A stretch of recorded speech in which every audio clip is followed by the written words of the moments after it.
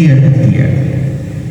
E para dhe e dyta, normalisht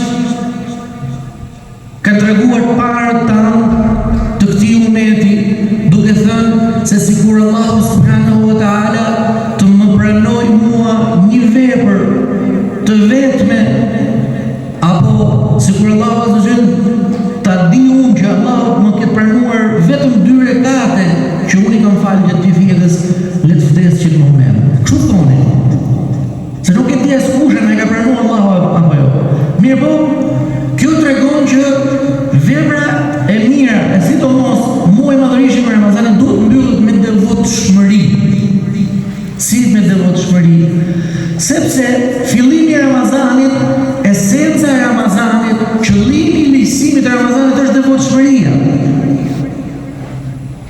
Siç ka thënë Allahu azza wa jalla që jeni besuar, ja ayyuhalladhina amanu kutiba alaykumus siyamu kama kutiba ala alladhina min qablikum la'allakum tattaqun. O ju që keni besuar, ju është bërë obligim agjërimi i Ramazanit, ashtu siç ishte bërë obligim edhe atyre përpara jush, me qëllim, kjo është urtësia, pse është lehtësuar agjërimi, me qëllim që ju të bëni të devotshëm. Shikoni raportet tuaja me Allah, shikoni raportet tuaja me Allah, ndalesat e tij, haramet e tij, urdhëresat e tij. Kjo është devotshmëria.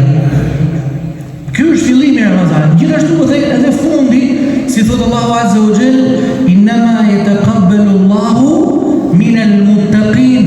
Allahu azza wa jall nuk pranon prej veprave të mira pos atyre që janë të devotshëm. Allahu azza wa jall pranon vetëm për atyre që janë të devotshëm. Pra devotshmëria. Duhet patjetër që ky Ramazan të na ketë lënë një mesazh, pasi që ai po ikën dhe iku faktikisht, duhet na ketë lënë një mesazh. Ajo është afrimi jon tek Allahu azza wa jall. Ne kemi mundësi të afrohemi Allahu subhanahu wa taala dhe kthehet dëshmuam atij gjatë gjithë muajit të Ramazanit. Ne dëshmuam Allahut që Allah ne kemi mundësi të afrohemi te ty. Kemi mundësi të privohemi nga shumë gjëra Allah vetëm për hirin tënd. Madje ne u privuam Allah edhe nga gjërat që ti na lejove. U privuam nga ushqimi që ti na lejove, u privuam nga gjumi, nga pija, nga të gjitha këto gjëra që i ka lejuar Allahu në esencë, e megjithatë unë u privova vetëm prej teje. Atëherë si do të gjendje për ato gjëra që i ka ndaluar Allahu azza wa jall. Prandaj Allahu azza wa jall ka treguar në atë se këto ditë janë të caktuara për t'i sjell besimtarët ndërmend që këto ditë duhet të ishin shfrytzuar, duhet të kishin dalë këto ditë dhe ne të kishim përfituar diçka prej këtyre gjërave. Gjithashtu prej nderit, ndershmërisë që duhet t'i bëjmë këtij muaji të madhërisëm, ta përcjellim atë ashtu si duhet, është edhe zekati i fitrit. Sadakaja e fitrit. Një pasuri simbolike e cila jepet në fundin e muajit të Ramazanit. Kjo për disa arsye. Është lehtësuar ky lloj zakati apo ky lloj sadakaje për disa arsye. E para, si falënderim për Allahun azza wa jall që na mundsoi të arrijmë të muaj të madhërisëm. Sa prej nesh nuk janë më pranë nesh, nuk janë më me ne për të agjëruar së bashku me ne të muaj, nuk janë më me ne për të falë teravit me ne, namazet e natës, të thymë Ramazanin së bashku, etj. Nuk janë më. E ne na mundsoi Allahu azza wa jall. E kjo është një falënderim që bëhet për Allahun subhanahu wa taala. E dyta, është lehtësuar zakati i fitrit, sadakaja e fitrit si shpagim dhe si rregullim i mangësive tona që kemi patur gjatë muajit të Ramazanit. Normalisht, ne jemi njerëz dhe gabojmë, nuk e japim hakun atij ashtu si duhet, nuk e kemi plotësisht, ndoshta me sinqeritet, ndoshta me përqendrim të plot, kemi folë në një fjalë pahishme, kemi bërë në një vepër pahishme, gjëra të cilat ja ulin vlerën Ramazanit dhe këtij agjërimi. E për këtë arsye vjen kjo sadaka që jepet për ta shlyer gjitha këto gabime dhe për të kërkuar falje tek Allahu Azza wa Jalla nëpërmjet kësaj sadakaje. Normalisht, sadaka e fitrit është ligjësuar në vitin e dytë pas hijretit profetit sallallahu alaihi wasallam. Pikërisht në atë vit kur edhe është obliguar agjërimi i Ramazanit. Agjërimi i Ramazanit është ligjësuar, është obliguar në vitin e dytë pas hijretit. Në vitin e dytë hijr, pra 12 vjet pas ardhjes së pejgamberisë. E në këtë vit, në këtë kohë, është ligjësuar gjithashtu edhe kush sadakaja dhe zakati i fitrit, për të plotësuar kështu Ramazanin dhe agjërimet e besimtarëve. Ajo është ligjësuar gjithashtu për të varfrit, miskinët në mesin tonë, për ata që nuk kanë, ata që të mos ndihen ndryshe nga ata që kanë. Është ligjësuar ky lloj zakati, kjo për shkak se Islami shikon gjendjet e besimtarëve, merr parasysh nivelet e tyre, merr parasysh shtresat e tyre, që të mos ndihen njëri mirë e tjetri hiç. Prandaj është ligjësuar sadakaja e fitrit me qëllim që të gjithë njerëzit të jenë të barabartë, spaku në atë ditë të gëzojnë të gjithë bashkë. Do të gëzojnë të gjithë bashkë, sepse pejgamberi sallallahu alaihi wasallam ka thënë: lil mu'mini farhatan. Për besimtarin janë dy gëzime. Gëzimi i parë kur e çel agjërimin, pra që nën kupton gjithashtu edhe pasi që mbarohet komplet muaji i Ramazanit, që elhamdulillah e kryva një adhurim, ndjen një kënaqësi që e bëra një adhurim për hir të Allahut. Dhe e dyta, kur të takojë Allahun Azza wa Jall, e ai ta kënaqë atë me shpërblimet e tij. Do të gëzohet në të ditë kur njerëzit do të jenë të brengosur, në të ditë kur njerëzit janë të tmerruar. Atëherë Allahu Azza wa Jall do thotë: ku janë agjëruesit? Ku janë ata që kanë agjëruar për hirin tim? Nuk e kisha treguar shpërblimin, e kisha lënë surprizë për ta. Le të veçohen pak se kanë punë me mua. Është shpërblim që nuk tregohet shpërblimi në këtë botë, por do të tregojë Allahu Azza wa Jall. Kemi një surprizë tek Allahu subhanahu wa ta'ala. Pra kjo është pse apo urtësia e ligjësimit të këtij zakate apo kësaj sadakaje. Cili është gjykimi për këtë sadaka apo për këtë zakat?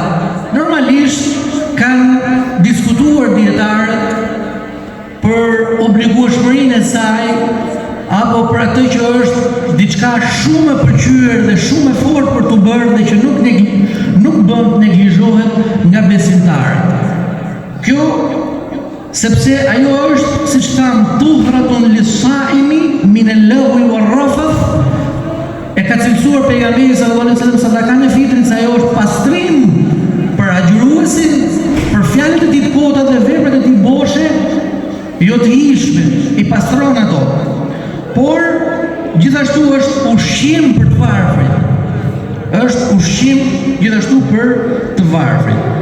Dhe meqense është kështu, atëherë profeti sallallahu alaihi wasallam ka thënë: farada Rasulullah sallallahu alaihi wasallam zakat al-fitri min Ramadan sa'an min tamr aw sa'an min sha'ir 'ala al-'abd wal-hurr wal-dhakar wal-untha was-saghir wal-kabir min al-muslimin.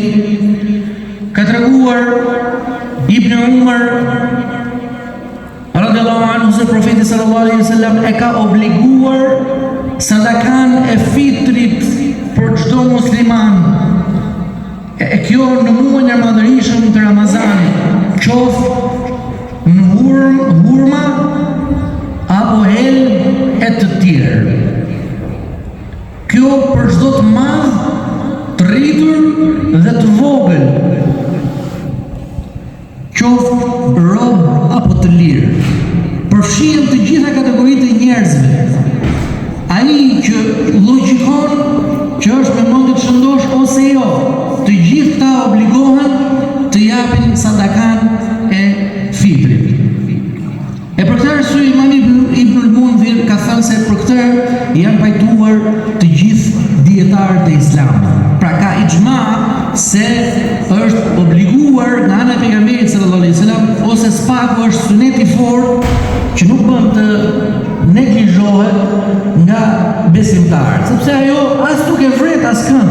Ajo është thjesht një vlerë simbolike që ka mundësi ta japi çdo kush.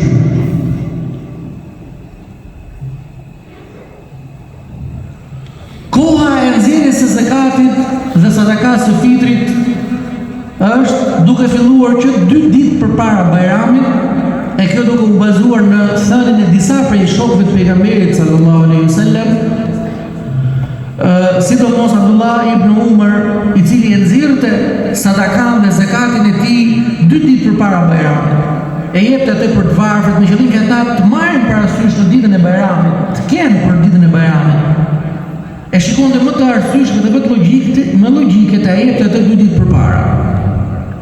Ndërsa koha e obliguar është që pas përfundimit të Ramazanit, pra me hyrjen e muajit Shawwal, që prej hyrjes muajit në akşam aty obligohet dhënia dhe sadakaja e fitrit. Koha e tij është deri në momenti që hipën imami në mimber, kur ai falet namazin e Bajramit. Momenti që falet namazin e Bajramit, atëherë ajo nuk konsiderohet më se zakatul fitr apo sadakatul fitr, por konsiderohet si një lëmoshë thjesht. Prandaj duhet kujdesemi që të nxjerrim sadakat tona përpara se të falim namazin e Bajramit. Ta kemi fal namazin e Bajramit, ndërkohë ne kemi nxjerr të gjithë zakatet tona. Përveç atij i cili nuk ka pasur mundësi ose ka pasur një arsye shumë të fortë fetare që nuk e ka nxjerrë dot sadakan e fitrit, atëherë mundet edhe pas Bajramit. Mirë po, askush nuk do të neglizhojë që ta lëjë të derisa të mbarojë namazi i Bajramit. E lut Allahun Azza wa Jall për vetë dhe ju, e ju lutem Allahun se vërtet ai është falës e mëshirues.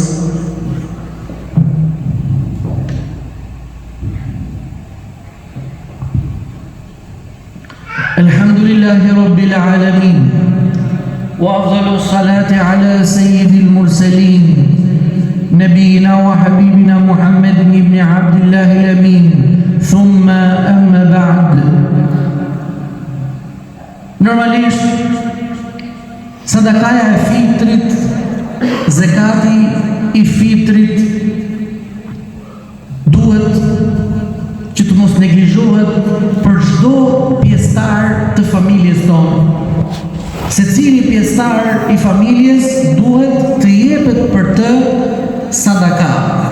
E sadakaja e fitrit është, sikur se ka thënë Ebu Sa'id al-Khudri e tjerë, Abdullah ibn Abbas, Abdullah ibn Umar, kanë thënë, thot farada Rasulullah sallallahu alaihi wasallam zakat al-fitri sa'an.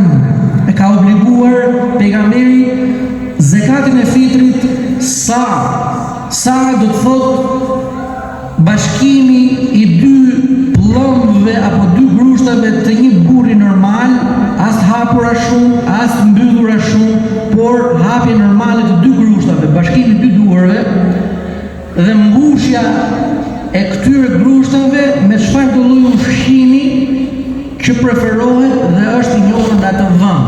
4 herë. Mbushet kjo 2 pllëmbët 4 herë me çfarë do lloj ushqimi. Kjo është